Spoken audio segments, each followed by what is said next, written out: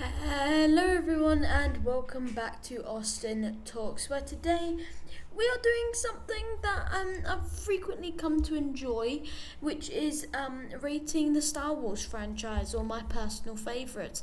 Because I did it with DC, I've done it with Marvel, now I thought maybe probably Star Wars is a better idea as well. And then also Transformers as well, because they've got a few things, so I think it would just be a very good idea. So without further ado, let's just get right started. Now, my first of my top five is in movies is the Clone Wars. Now, this movie is really underrated, but like it is really good in my books.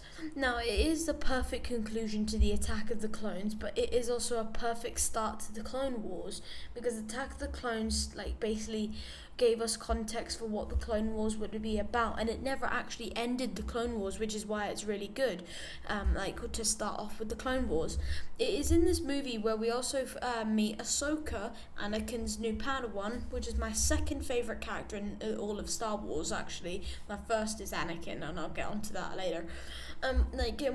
This is why this movie is also very near and dear to my heart, because after watching the Ahsoka series, it shows how much she's really grown.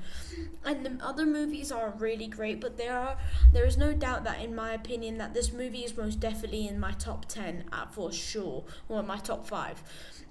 You also have to remember that this series was actually great, but this wasn't well received, and you need to note that you wouldn't have had the Clone Wars happen if this didn't happen. That's one thing you really do need to think about when you put it into perspective.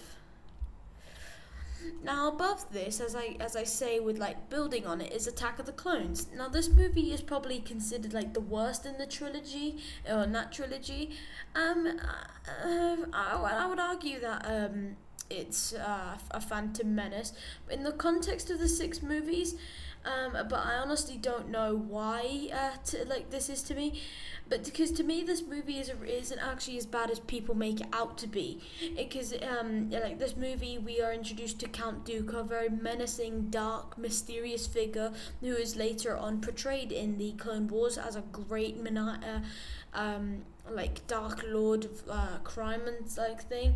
But when you compare this to the Phantom Menace, we also get more content revolving around Yoda, as he is truly one of the best characters. Definitely he's in the third.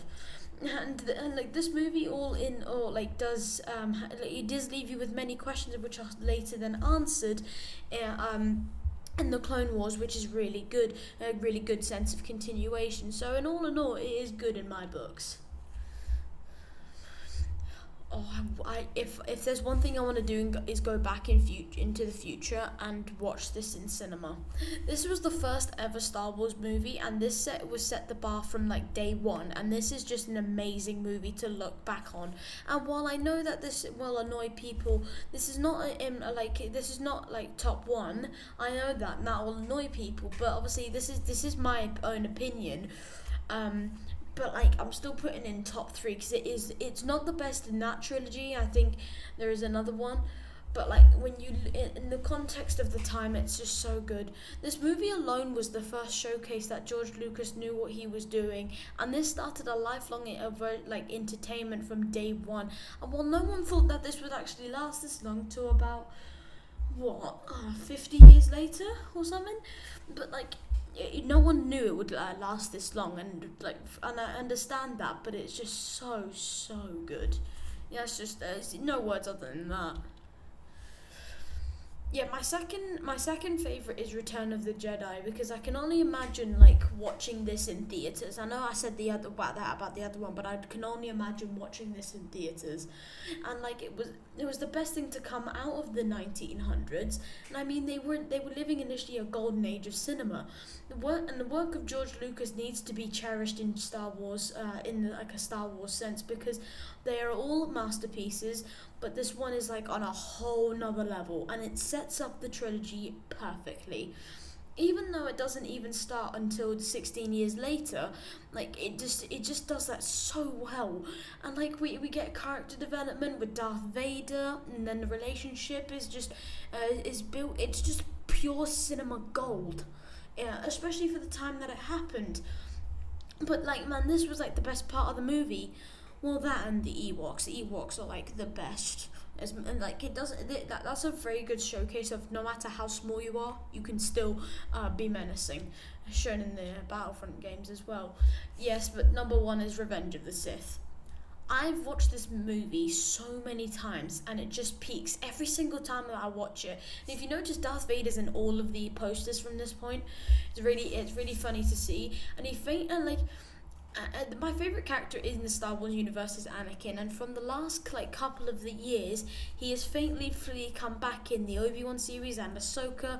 But this movie is perfect in the origins of the notorious Darth Vader, and also this like the best thing about it is the corruption. I like the corruption that you see in the Senate, which is a good part with the best scene of the movie, which maybe in the whole franchise is like.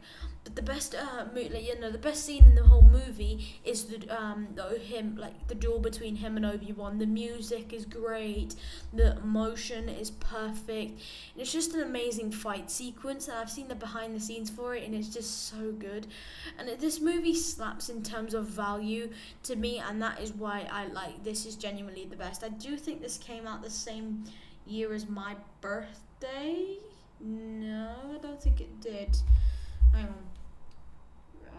I don't think it did, but hang on, 1999, and then when did the other one come out?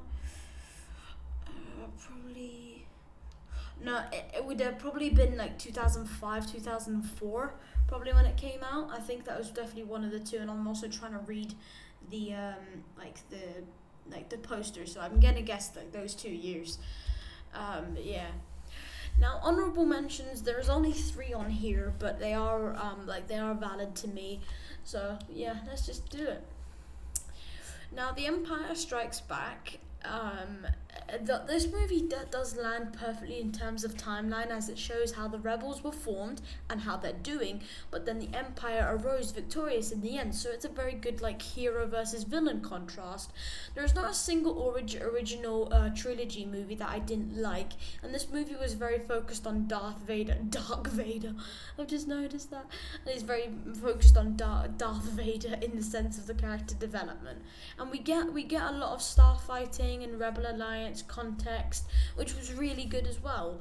And it was also during this movie that Luke, who took his official training,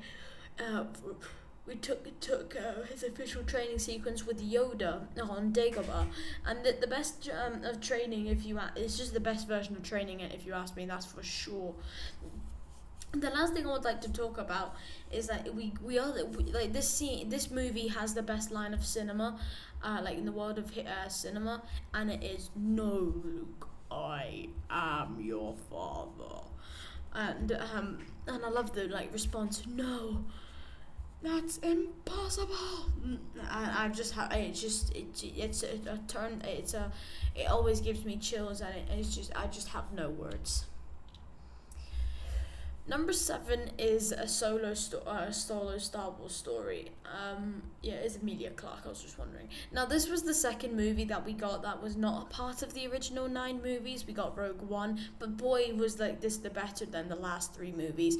The directors basically took this beloved original character and made him to a completely different one, which shows a different version, a sense of character development from this and then to his time in A New Hope. And this was also a slow starting movie with the whole escaping, I don't know where it was, but then wanting his girlfriend being Emilia Clarke, or was it Kira? Yeah, Kira. And when they met Chewie, amazing movie, and then meeting the Crimson Dawn, it was just peak. It was just so good, and it was a constant peak of greatness. And Woody Harrelson played a great character, and I know he didn't last long, but he did play a great character. And this movie wasn't actually all well received, but who can actually get mad at a movie that has Donald Glover as Lando Calrissian? Really, come on, just let's be realistic. Just who can get mad at that, for real? And now in number 8, as you can see, I've put all the 6 original movies in the like at the beginning, so my it is justified. But this movie basically was the kickstarter to the whole Star Wars universe, and it introduces the early modern the version of the galaxy. We are introduced to the early inversion of Obi-Wan and his like character development through the years. And like no one could have played him better than Ewan McGregor. Ewan McGregor was like born to play that role. This movie also shows us the true depths of the Sith and all that Darth Sidious and being a part of the Senate. And while watching it now, you know that Palpatine is Sidious, but when you first watch it, there's no indication. They never in the first movies they never say that's Palpatine. They always say Darth Sidious or the Dark Lord of the Sith. When you first watch it, you just don't know, and that's the beauty of it. That's like it adds a sense of mystery, which is why I think this, as much as this was a really not okay Kickstarter, it was really good. That's all I have to really say about that. And we also got like basically a stripped apart C-3PO. So yeah, that was funny. Yes, TV series. Over the last few years, there have been more series than movies, or just series at this point, and so this is going to be one long list. Tales of the Jedi. Yeah, it is really good. Now this one will be like short and sweet, just like the series as well. It showed a great contrast of in the series, as it showed that in between cutscenes or scenes in the movies, they were even though they were like 5 minutes long, or like maybe 10, and it gives you a good amount of detail and context to the whole series, and that poster was really good in terms of season 1. And this series will most definitely move forward to a season 2, because there's so much potential. And the best thing about it is there is no limits, and it's just an endless storyline that could be told through and through. It has no limits, and with new movies coming, it's just gonna add content and more reasoning to have a series like this. So yeah. Now, in number 3, I have Obi-Wan Kenobi, because I mean, I reviewed this. And from that alone, you can tell what I already think about this series. It was so well put together, and it gave you such a sense of nostalgia, because as a person whose favorite Star Wars film was Revenge of the Sith, this series really does resonate with me. I loved Obi-Wan's character. I like the development of what's his name. What's his name? Darth Vader. How did I completely forget that? But it was such a good contrast for hero and villain. This is a great portrayal of hero versus villain. And we also got a battle between Obi-Wan and Darth Vader before A New Hope, and it was it was just truly amazing and astonishing. There's not much more to say other than that. Also, Season 2 has been confirmed, but it has been said that this will not be for a very long time. But I don't really care about that, because I couldn't care less, because at least it's coming out and it's not being cancelled, because a lot of things are being cancelled these days, but at least this is not being cancelled. At least we are getting it one day. That's all I care about. In number 2, we have The Mandalorian, and now Ahsoka will not be on here because I haven't fully watched it yet. But yeah, the best live action series is The Mandalorian for sure. And this series is it's just so different and so good. This is, I mean, if you look on charts, it's such a well received series, and for good reason. It's in comparison to what we got before this, which was no wonder it was so well received. The storylines in each of the seasons are so well put together, and the best characters are the best character is Baby Yoda, because a lot of his intentions revolve around the safety of the baby Yoda. I know his name's Grogu, but it's Baby Yoda, okay? There's no denying it. The Mandalorian also opened doors for the series such as the Book of Boba Fett, and the storyline of Season 3 was just like it does really expand the understanding of the other Mandalorians, because like they are portrayed as like a crime boss, cartel katana type of thing within the galaxy, but these are more this shows a different menacing portrayal of them as like a lone wolf, making it overall just a great show. And in number one we have the Clone Wars. I think that was a given for how much I rated the other one, but just wow. For people who are true fans of Star Wars, you would agree with this as well. This isn't what it's like. This isn't what it sounds. It doesn't just focus on the clones, but it does focus on the events of what happened, through the journey of the Clone Wars, but took and the fights during the Separatists, but like it also. It's just well orchestrated in the sense that all characters come together in a really close and emotional way. And I hated to see this series end, as it had so much potential for to continue going. But I guess it would make sense to continue, and it may be generic. It may be a generic answer because this was just the best ever. But season 7 was so good, and there needs to be a Darth Maul series. There needs to be one, and season 7 was the best by far. But it would have happened if others didn't. Like it's just no words. Now to the typical honorable mentions, and I think I only have 4 on here. I don't remember, but I have Star Wars Rebels. Very good. Now the Rebels series is probably like the best, and as the Ahsoka series does really round this whole series out. This series is really proportioned in terms of character development, because it shows us new characters, and storyline was just it was nothing that you could actually there's nothing you could complain about, other than I have something to complain about, which is the character Kanan Jarrus. We never got any context for who this character was. We kind of got context with the other ones, such as Ezra, but we never got anything for Kanan, because we never got any context for the character until we watched Bad Batch, which came out I think 3 years later. But the Bad Batch showed us that Order 60, he was a Padawan during Order 66, and he was chased by the Bad Batch, and then he became who he is. And now, along with this, along with that show, it also does show the aftermath of the Empire takeover, and how they've taken the whole galaxy out by storm, and it is really rounded out. And if I'm talking about the Bad Batch, I think you know where I'm going with this next one, which is the Bad Batch. Such a good series, so good. Now, true Star Wars fans think that animated. Yeah, and I put air quotes for a reason, because you'll probably read it, but true Star Wars fans think that the animated series doesn't play a big role in the storyline of the series. And for those who actually think that, aren't true fans of by any means necessarily.